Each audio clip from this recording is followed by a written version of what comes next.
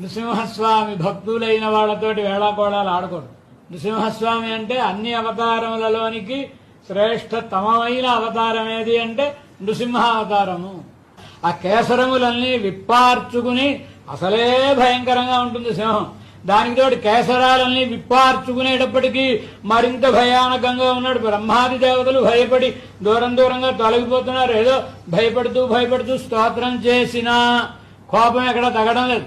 ఎందుకు వచ్చింది కోపం?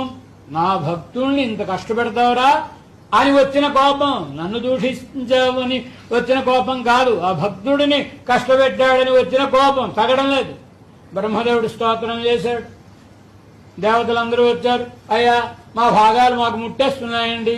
మరి హిరణ్యకశిపుడు మరణించిన దగ్గర నుంచి ఎవరి వాటాలు వాళ్ళకి ముట్టేస్తున్నాయి కనుక అయ్యా మా యొక్క భాగములన్నీ మాకు వచ్చేసాయండి నమస్కారం పెట్టారు. పరమశివుడు స్వామి ఏమిటి కోపం? ఎప్పుడో యుగాంతంలో కోపకాలో యుగాంతస్తే, ఎప్పుడో ప్రళయకాలంలో రావాలి నీకు ఇంత కోపం. హతోయం అసురో అర్భక అల్పక. ఈ వీడంత స్వామి నీ ముందు ఒక చిన్న కీటకం లాంటి వాడు మరణించాడు. మరణించిన తర్వాత ఇంకా కోపం తగ్గాలి కదా.